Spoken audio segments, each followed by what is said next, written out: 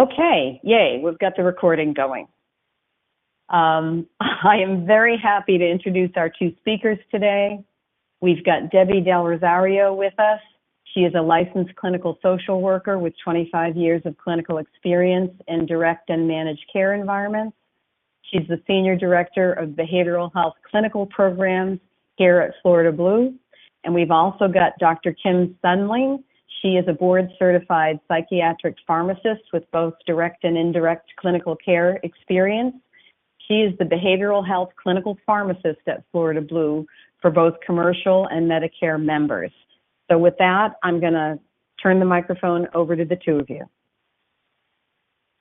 Hi there, everybody. Thank you so much for your participation and your interest in our topic today, which is youth and mental health. My name is Debbie Del Rosario. As Patty indicated, I'm a licensed clinical social worker. I'm very excited to be presenting this information with Dr. Kim Sundling. One thing I wanted to highlight just as before we kind of step into these conversations, just really want to put out a disclaimer. The content that we're about to share is really for informational purposes only. Although Kim and I are both clinicians, we will not be providing any specific clinical advice. Those conversations, those discussions are really something that you should have to interact with your actual provider. So, you know, if you have specific questions, if there's any concerns that this might spark, that's a great opportunity to outreach to your primary care provider or any doctor that you are working with to discuss those concerns. So wanted to give that information out there. So with that habit in mind, wanted to discuss youth and mental health. The beginning years of life are super critical. I think it's just what we are always saying. You know, during childhood and adolescence, kids are developing physically, they're growing taller, learning how to crawl, walk, then running. During this stage, they're also learning how to take care of themselves. They're learning how to feed, how to dress themselves. They're also having a lot of mental changes. They're moving from, you know, dealing with their basic needs, whether that is trying to be fed or to be held, to learning how to learn the ABCs and learning how to building up their personalities and building their social skills. So all of those beginning components are super critical on who they will be as an adult and beyond. Each generation, I think, reports that, you know, it was hard when they grew up. I think I always hear from my parents that they would joke around that they, you know, walked up a hill both ways on the way to school in the snow in Florida. I don't know how that was possible, but they always gave those kind of comments out there. And I think we all feel that there is some generational pressures, but the today youth, I think, are dealing with things that are quite different than what we've faced or been under. I think of things such as social media, which is something, you know, that has not been impacted. There was the 2020 pandemic that impacted kids from going out and interacting, at least for a good year, sometimes two, of being in their routine social situations where they were able to interact with their friends, interacting with others. So those pressures that they have growing up in this time is completely different. And when I think of how I am, you know, kind of building on how I can help kids, you know, my own kids, family, anything like that, you always lean on some of your own experiences. And many of these things that the youth are addressing now is things that I never had to learn. That was anything that I guided through. So it makes it challenging. And again, just kind of highlights the uniqueness of what they are going through at this particular time.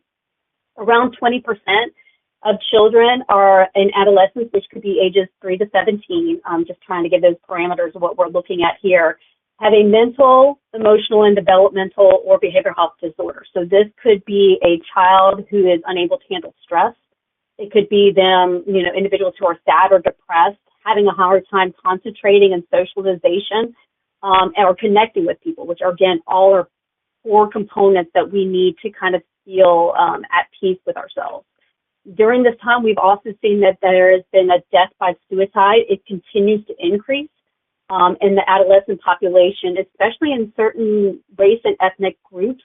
Some recent studies have identified that youth death rates for Black children and adolescents have increased pretty significantly.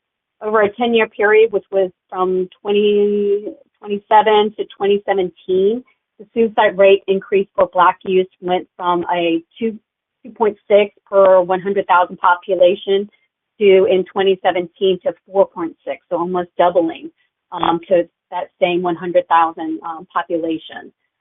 There's also a higher prevalence of Black males ages 5 to 11 who are more likely to die from suicide compared to their white peers. And we wanted to share this information just to highlight the trends that are occurring right now and why there is such a large focus, I think, kind of throughout the nation. We're seeing that there is a need. We are seeing that children are being impacted and, a more aggressive idea of what can we do to kind of step in to either flatten or even better, trying to decrease some of these trends and support our kids during this time. So to know how to help, I think there's always needs to be an identified North Star. So one of the things that we are looking at, or something that's giving a definition that we've looked at here at Florida Blue is how can we look at instilling and promoting a positive well-being? And with kids, the definition that we are using as kind of that guide for us is that, mental well-being is when they have an overall positive emotional state. They're fueled with sense of hope. They feel excited about that future. They are excited about stepping on. They have a great satisfaction with their life. They're happy with where they're at. They have the relationships and friendships that they need. They have the support that they need to utilize. And ways to get them through that, or the key components, is that giving them the right tools and making sure they have a healthy coping skills to navigate and adapt to life stressors. Because we all know that stressors in life are only going to get harder as they are growing up and into adulthood. So making sure, even starting at the youth time frames, of getting them those right skills. So to kind of help with understanding those skills and ways to adapt, kind of going back to a little bit of kind of a psychological development kind of view, just kind of giving an insight of kind of touch points in time to highlight of when kids start building up these lines for them to, again, be ready and prepared for these changes in their life. So the first one I wanted to kind of highlight these ideas came from Erik Erikson. He's a renowned psychologist. He developed a theory many years ago of psychological development. And he looked at life stages from individuals from birth all the way to maturity, old age.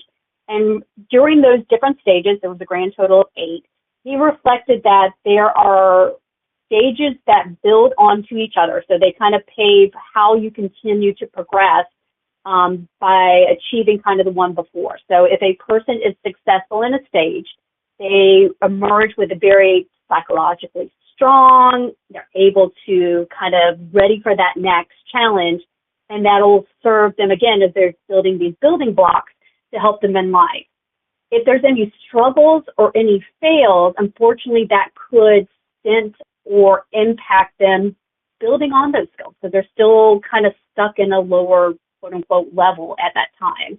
And if they don't have those strong sense of self, it's really sometimes hard for them to see and recognize, kind of all the great things that are going on in their life. So looking at these different age groups, one of the first one is to hopefully highlight is the middle school age, which is that 6 to 11-year age. These are when children are learning to be capable. They are starting off in school. They are learning their basic skills at reading, writing, arithmetic. They're learning art, fine motor skills, finally tying their own shoes. They're playing sports. They're identifying their own value, looking at, look what I can do. They get excited about that gold star they get for achieving their homework. They did great on their grades. They're excited. The teacher gave them that recognition. They start building their own self-value and seeing through this interactions and seeing how they are able to find a skill, master the skill, and being able to do it themselves. They build up their confidence and they see what they are able to accomplish. And with those encouraging words, recognitions, they feel that they can now handle kind of that new challenge because they believe in their own abilities and that, hey, I did this successfully, kind of what's the next thing. Next then goes to the teenage years. That's kind of the 12 to 18. And these are, I think, where a lot of our adolescents, we've seen them consistently, they're trying to find themselves. They are seeking the social relationships. They're trying to see, what is their personal identity.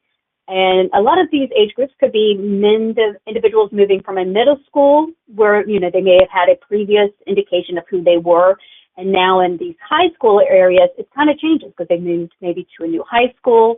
They have new influences. They've got new teachers, new classes.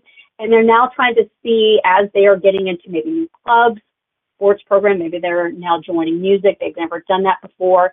And again, they're trying to figure out where they fit within this group. And if they get the right support individuals kind of around them, that keeps building up their own strong sense of self. They start feeling independent. Again, look at, this is what I can do. This is my ideas. These are my beliefs. This is what I value. And as they keep building up these building blocks, then that kind of shapes also their behavior. So if they believe a certain idea of, they want to do well in soccer, that'll build up those behaviors, which I need to go to practice. I need to be a good team player. I need to listen to my coach. And again, it builds up those skill sets so they can move forward. And then in the young adulthood, and even though it's listed 19 to 40, it's kind of throughout that time, individuals are seeking those relationships. This is when there is dating, families are being built, relationships and connections are indicated. And those foundational, again, are when a member or a child goes through and they see, hey, I'm struggling, who can I lean on to help me get through these times? And they look to their relationships that they've built because they've identified who is of value, because they got that from the previous skill sets. And they're seeing how those individuals can help them kind of move forward in life and building the life that they want. And again, if a child is having, any difficulties in believing in themselves, maybe their confidence is low, if they don't know who they are, if they feel alone, isolated, all of these things could make it difficult for them, and again, could compound on some impact their mental thoughts. They can be sad, they can be depressed, they can feel like, they don't know what they're doing, they're struggling all the time, and may look at a number of ways to try to navigate through this. A few that Kim will be going over in a little bit. But kind of before that time, just kind of wanted to highlight a couple of the impacts that I think we all have collectively have seen or known about in relation to what is impacting our youth. I saw a quote a while ago that it really resonated with me that said that, don't raise your children the way that you were raised, because the world that you were raised in really doesn't exist anymore. So things are, again, like I said before, is different for them than it was for us. So through this generation and kind of looking at many of these blocks that are indicated are all points that they may be dealing with things that are differently. Top of them, I think most of our minds is looking at social media. That wasn't a thing when I grew up as a teenager, but children are surrounded by social media. They're influenced by that. There's always positives.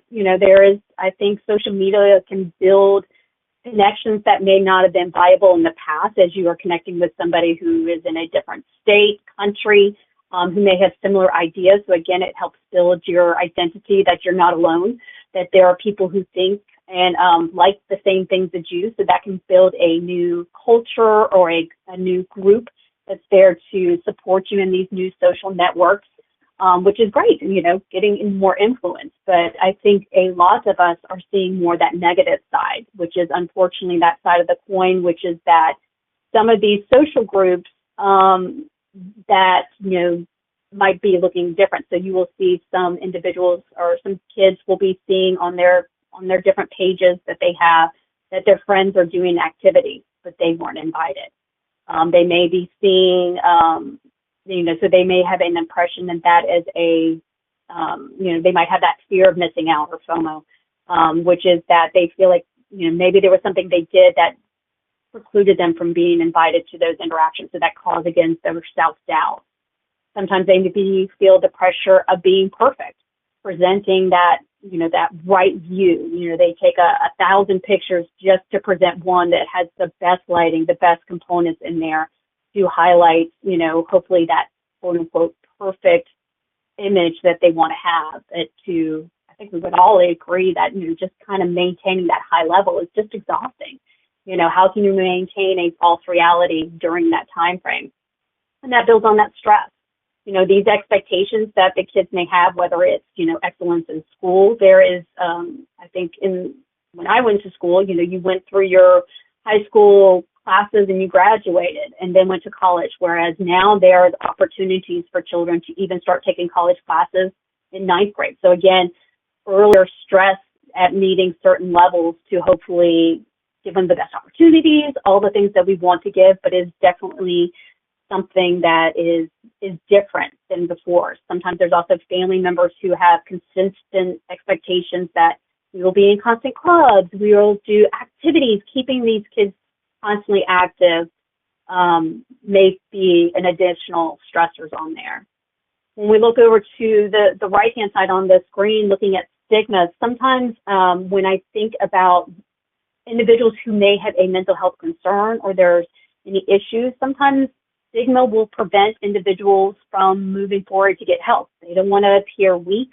They don't want to appear that they don't want to be labeled. They don't want to be identified anything differently, again, in their class, because they're trying to be one of the masses. They don't want to be a solo. They want to be a part of the group. So they are not concerned about having that. So they'll have that stigma. Or sometimes there is some perceptions, well, maybe the kid is faking it. Maybe they're just trying to get attention and not realizing it may be underlying something else that's going on. So looking at, the kids, trying to break through those stigma.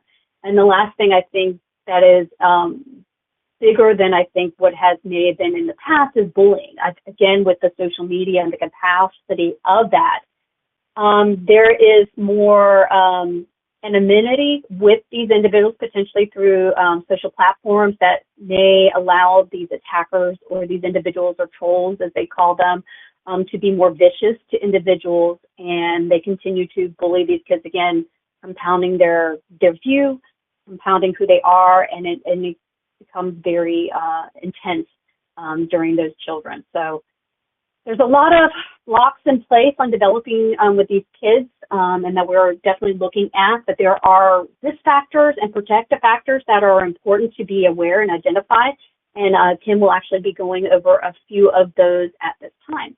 Kim? Great. Thank you, Debbie, for that really helpful background and just kind of understanding where we are at this time in the world. So let's talk about some risk factors. So the list that you're seeing here, and really on the next slide too, are not all inclusive. There are much more out there, but these are just a select few of, I would say, the more common. And before we get into each individual one, what exactly are risk factors? What do we mean by that? Risk factors are variables that, if present in a child's life, it makes it more likely that they will experience a mental health problem. Now, it doesn't mean that if these are present, like if a child has one of them or they even have all of them, it doesn't necessarily mean that they're going to have a mental health difficulty. It just means that they are at higher risk of having a mental health difficulty and later on being diagnosed with a mental health illness. So I just want to make that very clear. Risk factors really can vary. You can see there's a multitude of different things on the screen here, but risk factors can be internal, such as a health problem. Having type 1 diabetes is unfortunately more and more common in our youth population. Being insecure. Another area where it could be are experiences in a child's environment. How is the home life? Are the parents divorced, separated? Is there issues at home? Things like that.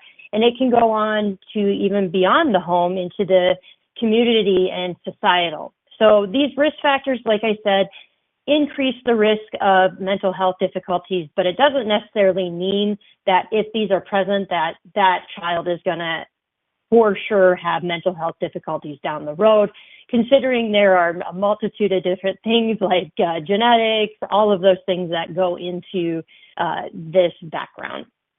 So protective factors. These are going to be just the opposite of what risk factors are.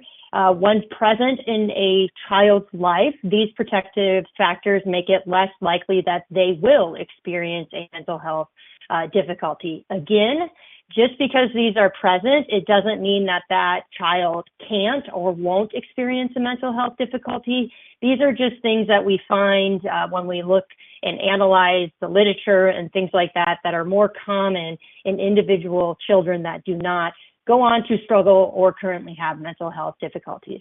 And like the risk factors, they can be a wide variety, same kind of boxes that you're seeing on the screen. So internal, meaning things that that child has. Do they have good coping skills, good problem-solving skills? Again, family life is important just because that is who the child is typically surrounded by. Do they have supportive relationships, supportive parents? Are there clear expectations, boundaries, things like that? And again, what's the community like? What's the societal factors like? So these things combined along with, the biology, the genetics, and things like that ultimately lead to mental health difficulties or a mental illness potentially. So I'm going to change gears a little bit here. And if you listened into this talk last year, this part that I'm going to be going over is going to be new. So we felt it was really important for us to talk about substance use in the youth population. And one of the reasons for that is, unfortunately, it is becoming more and more common for our youth to use substances. And what I mean by substances, it could be an illicit drug, such as heroin, cocaine, or alcohol, nicotine, and caffeine is even in there, but we are not going to be covering caffeine today. But I am going to be talking about some statistics that I think are pretty eye-opening, or at least they were to me. So this first one is looking at a variety of substances that are out there. On the right, you're going to see the tobacco use, depending on the product, and it's probably no surprise to anyone on here that e-cigarettes are the leading kind of pack runner when compared to cigarettes. Now, 20 years ago, it would have been cigarettes and it wouldn't have been e-cigarettes. But unfortunately, the e-cigarette companies are marketing more and more towards our youth, adolescents, and things like that, making it seem like it's not as harmful. But unfortunately, it's too early to really know all that e-cigarettes can cause. We do not have decades and decades of research like we do for cigarettes. E-cigarettes still has nicotine in it. Nicotine has detrimental effects down the road.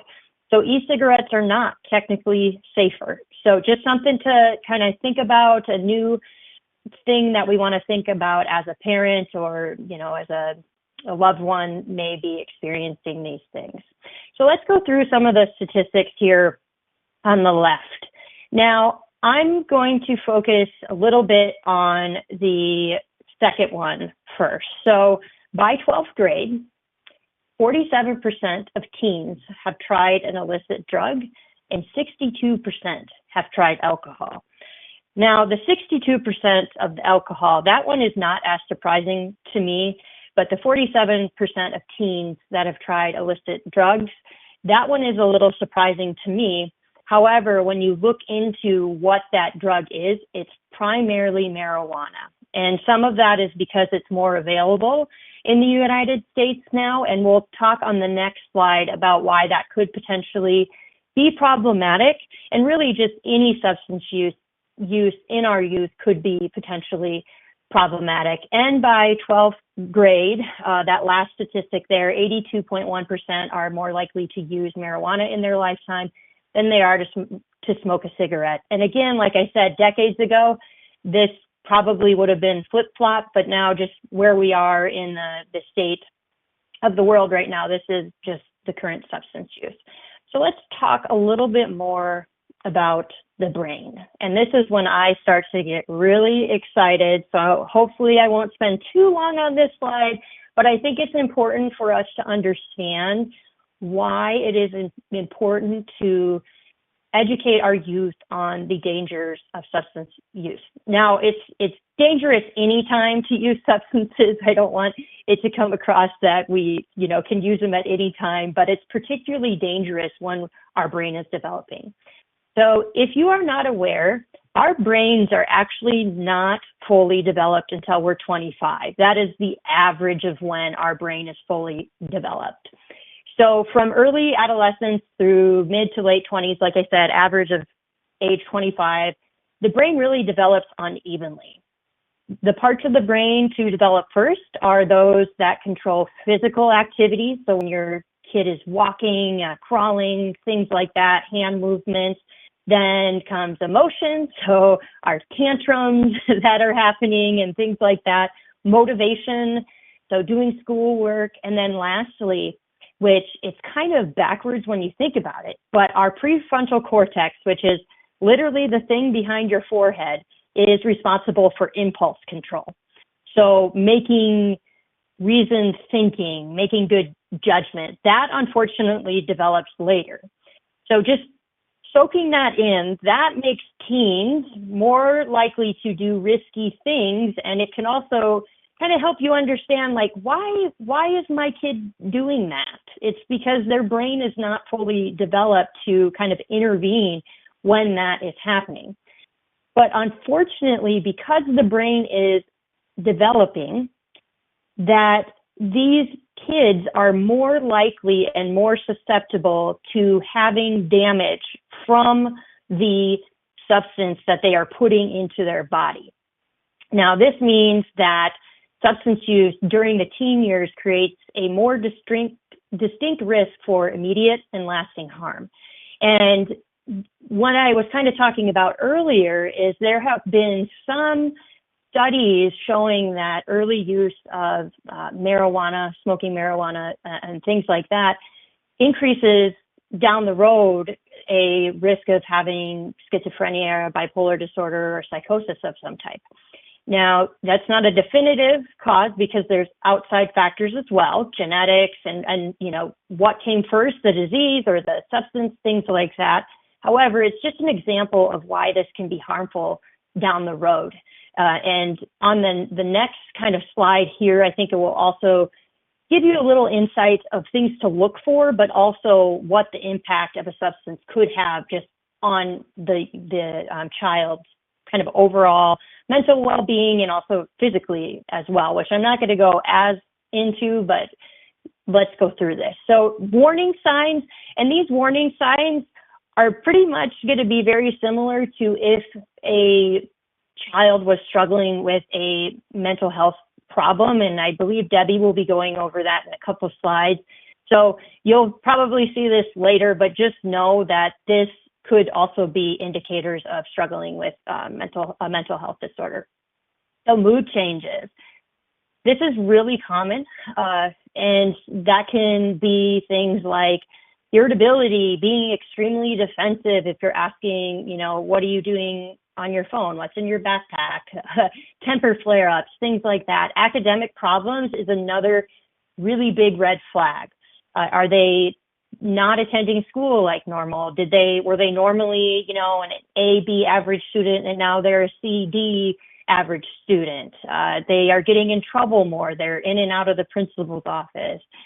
Another really big indicator is, have their groups of friends changed? Are they hanging out with a different crowd? That can be a sign as well.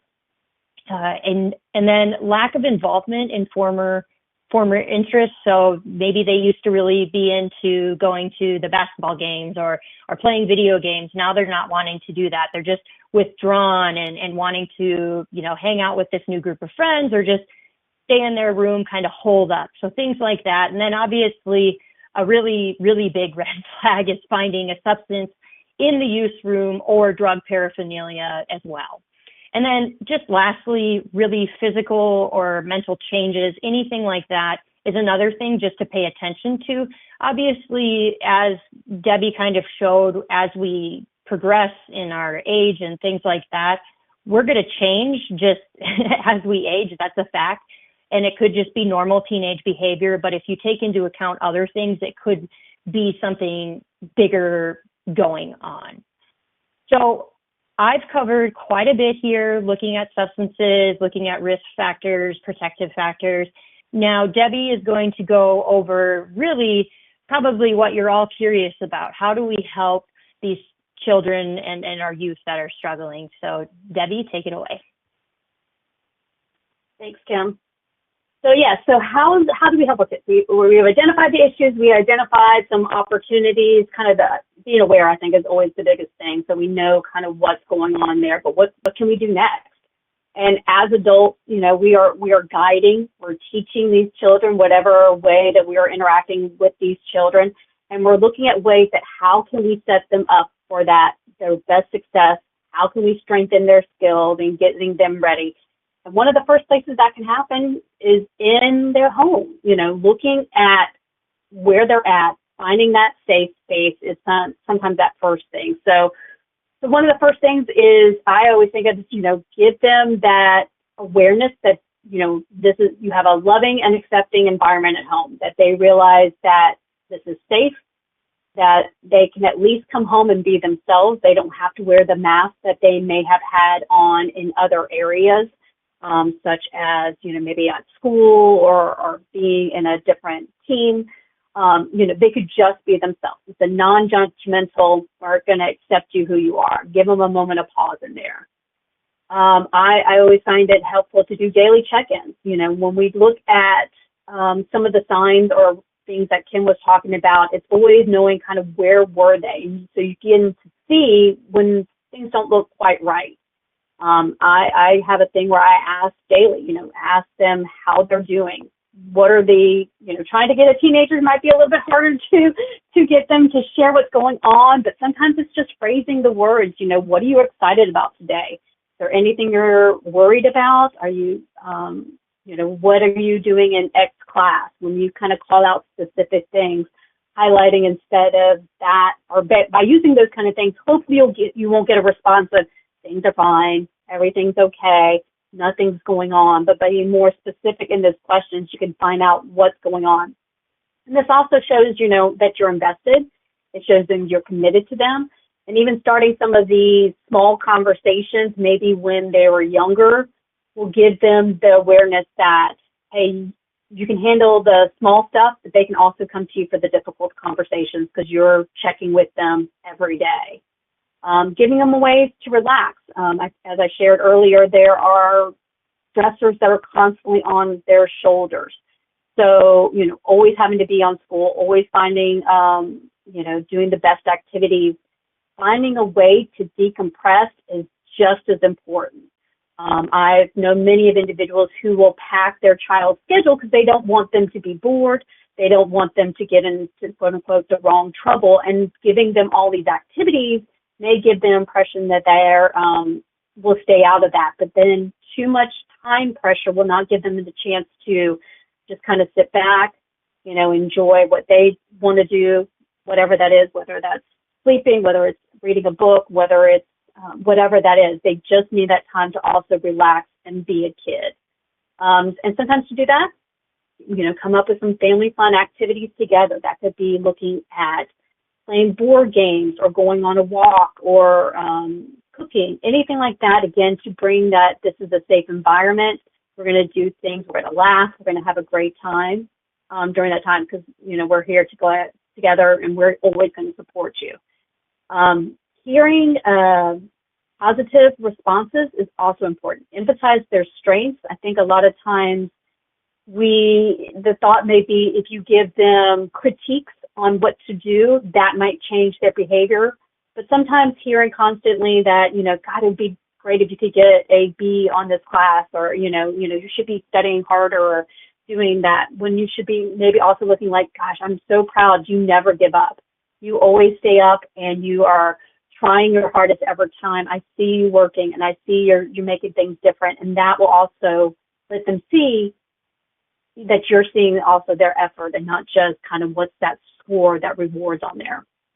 Making goals with your child. I know sometimes that's even from an adult perspective, life goals, but, kind of finding out what they're interested in instead of maybe what we want to do individually, but give them ideas of some goals that they want to accomplish. Hey, what do you want to do this weekend? Do you have anything in mind? Anything you want to do this summer? Just to see maybe there's things that they want to explore, again, on their identity of who they are, and giving them that space that, yeah, let's give that a try. Let's try something different.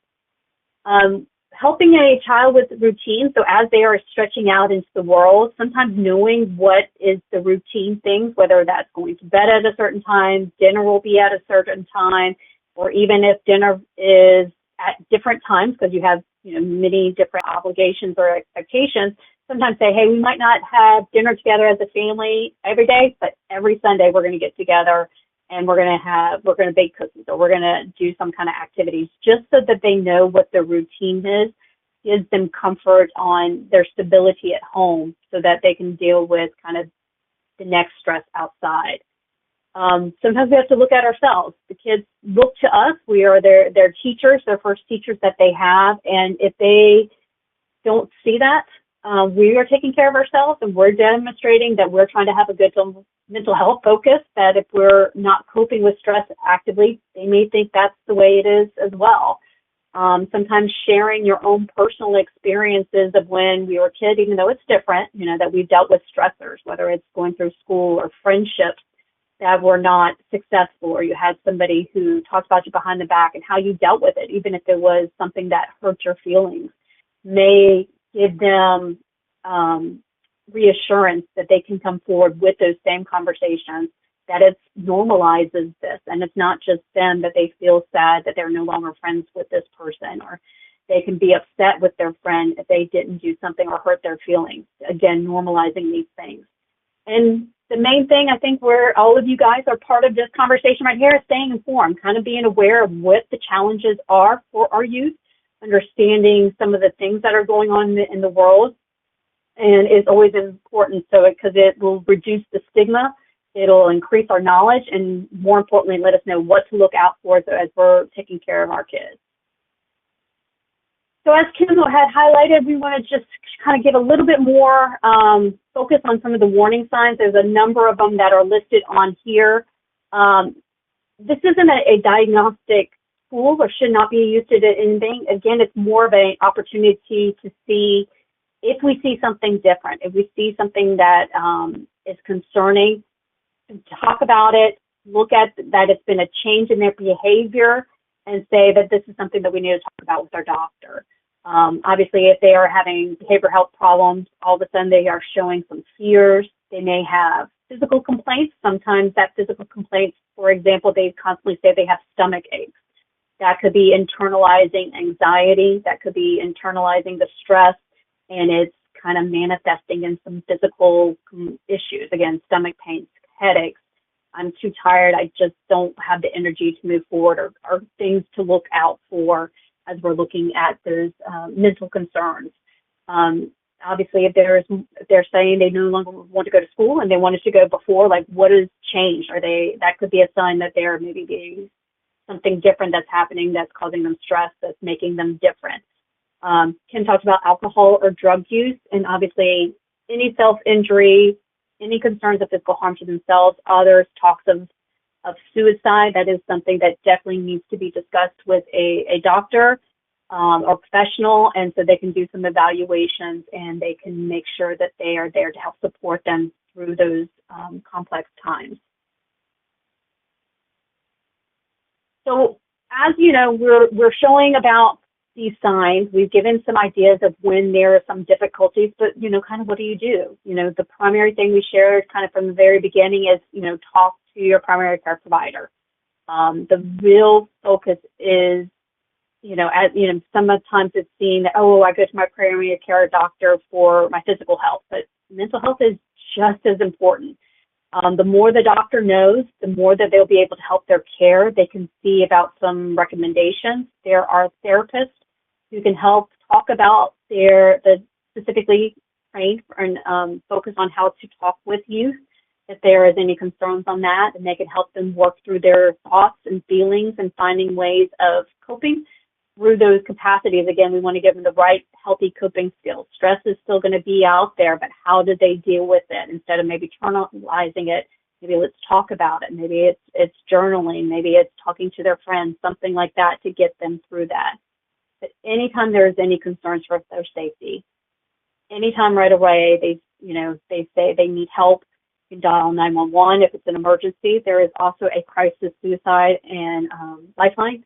Again, a 3-digit number, 988. It's available 24 hours a day, 7 days a week. That's there to help support through those complex times.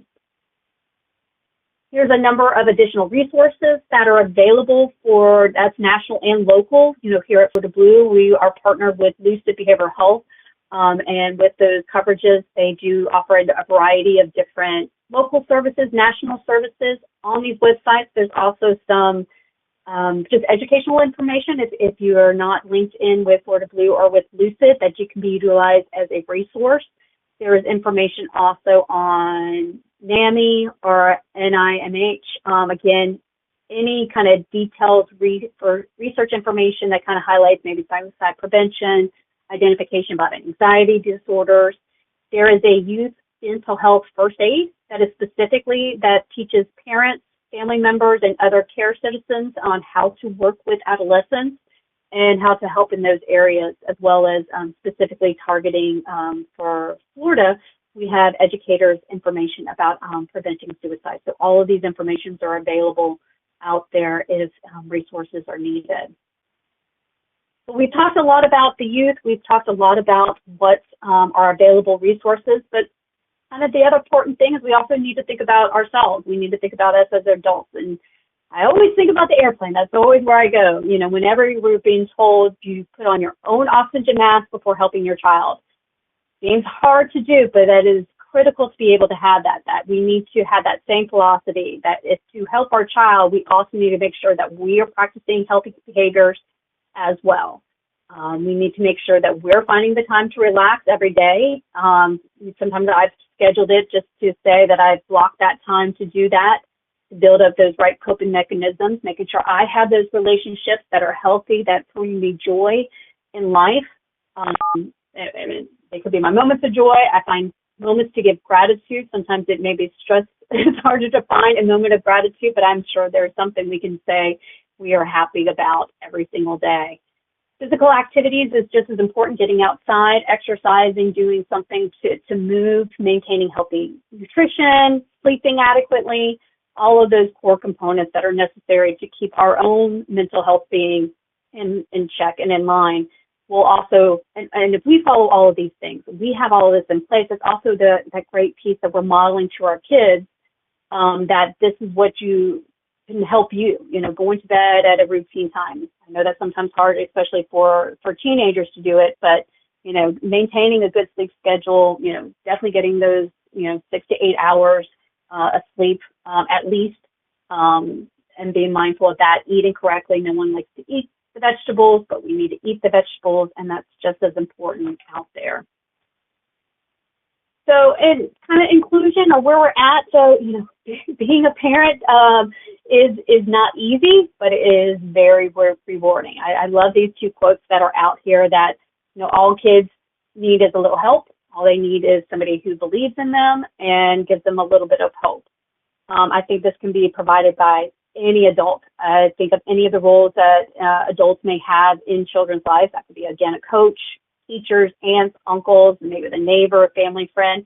We all have that opportunity to give that child those little pieces that will help them build them on to success. And then I also think that there is no such thing as a perfect parent. There are days when we hope to get everything right, and days when everything seems to go wrong. So, don't beat yourself up. Don't think that it's the end of the world. We do have those times that we fail. Don't give up. Keep trying. I always try to say, try to be better than the day before, because there really is no way to be a perfect parent, but we can do so many things to just be a good one. And that's all that our kids need. They need us there to be there and supportive. So that concludes our conversation, our presentations, and seeing if there's any questions. Okay. Thank you very much, Kim and Debbie. A couple of questions have come in, and the first one is, how does autism or ADHD affect mental health?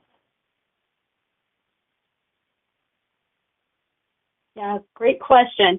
So autism and ADHDs are specific diagnoses that have been attributed. Autism is sometimes considered a socialization or how they interact with individuals. ADHD is focus, that a child may have some actions. But both of those are a diagnosis a child might have.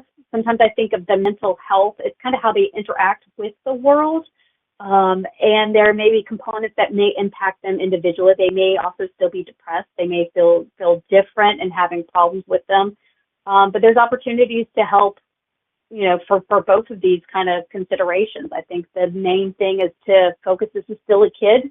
You wouldn't, there may be things you do differently if they had diabetes, but they're still a kid. So just being mindful of some of these considerations, I think is important to be there for them in all those areas. Okay.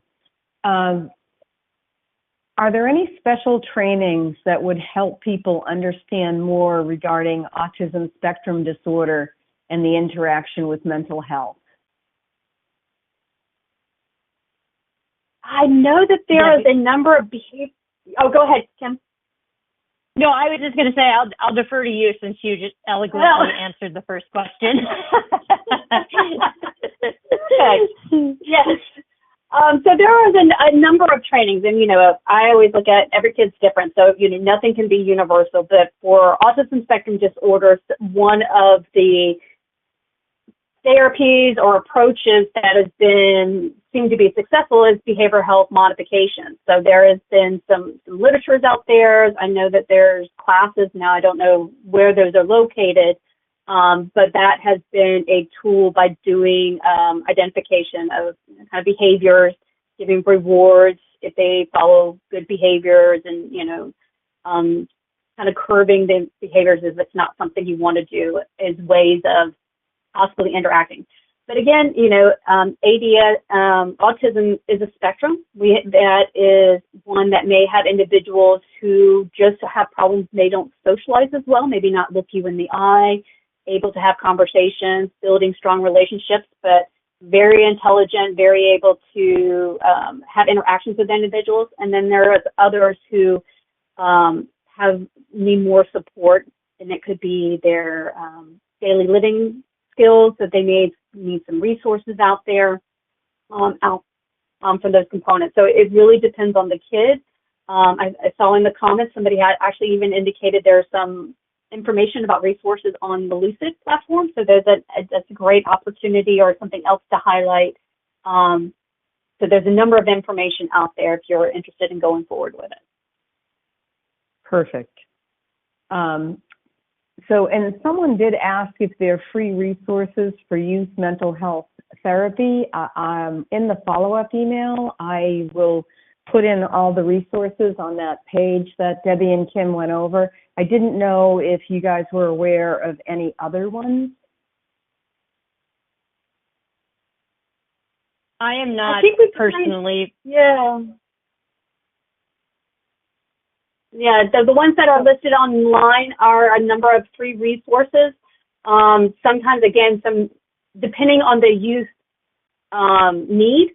I mean, there could be youth programs at churches. There is sometimes support groups at schools, kind of depending on what may be of importance to that youth, or, that may be of concern. So I think that would be kind of alternate options also. Okay. Do you have any insight on how the sibling dynamic plays into mental health for children, and any tips for handling related issues that arise?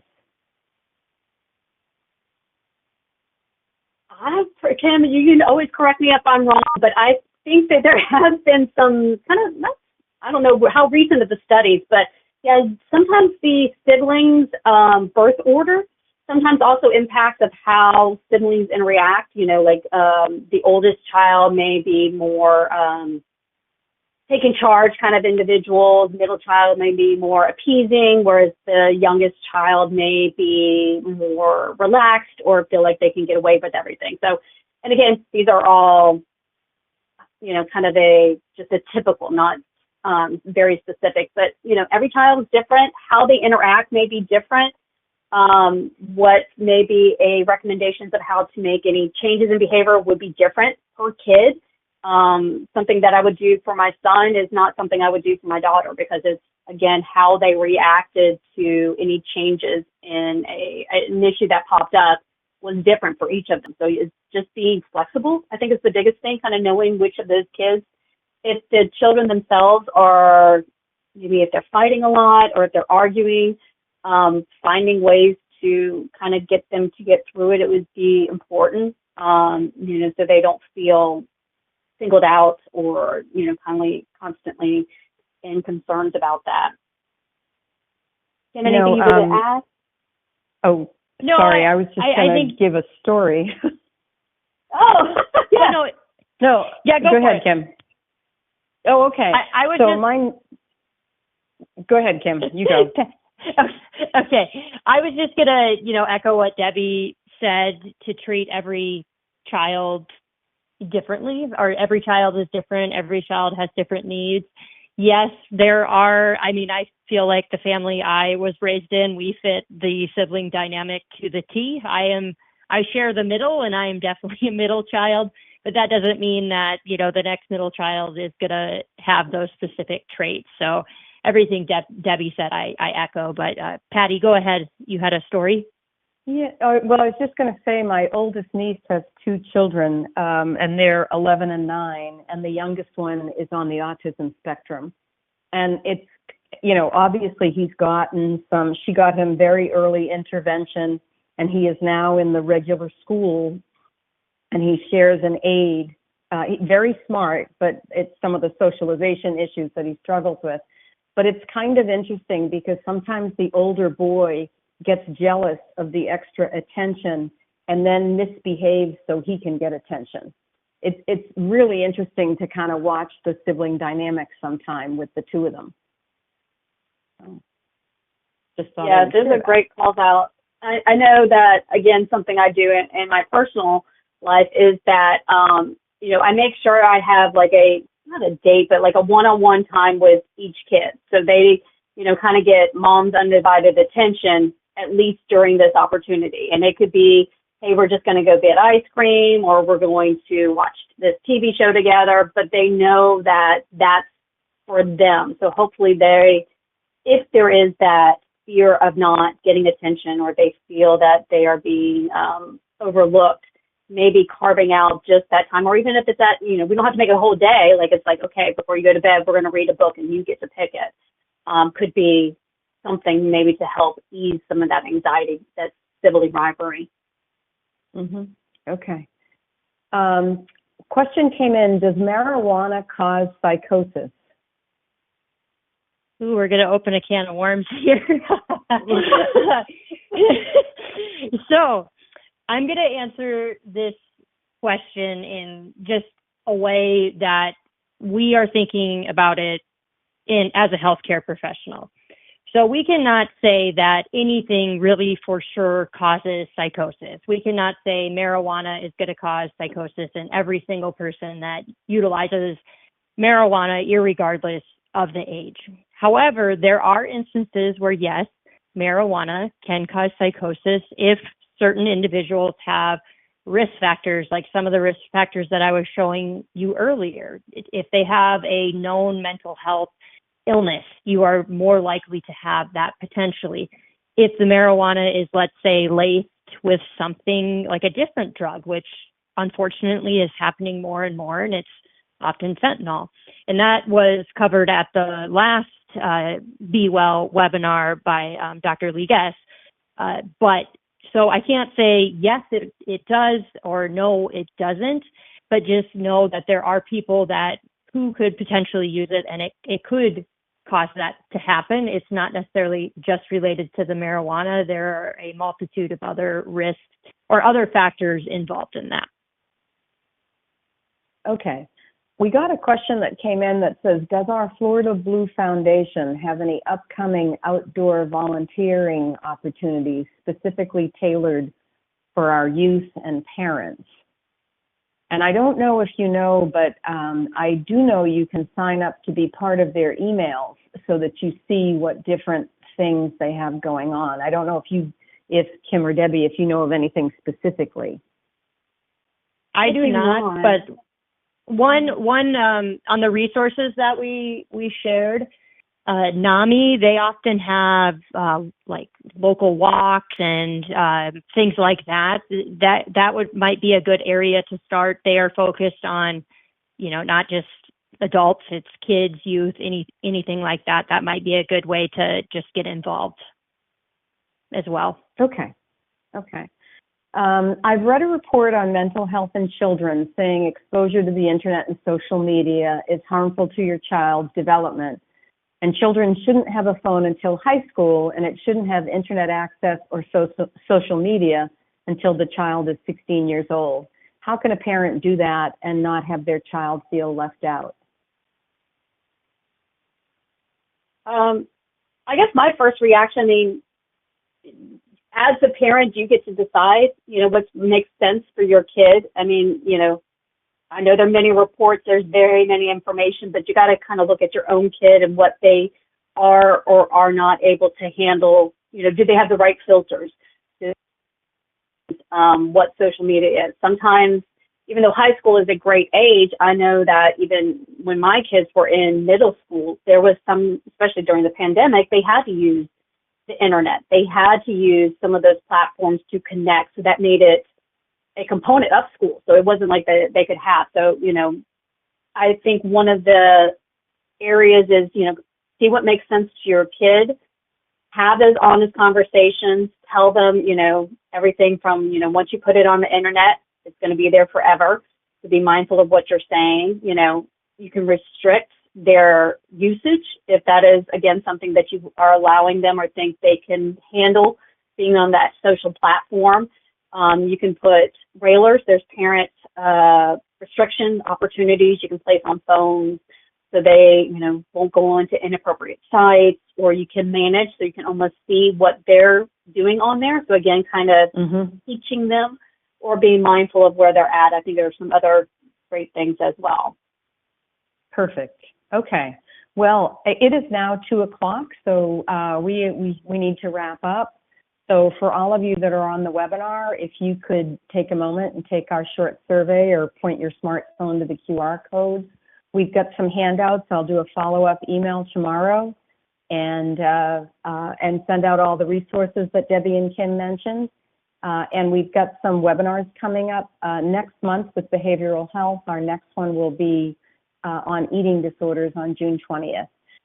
Debbie and Kim, thank you so much for being with us today and for sharing your knowledge.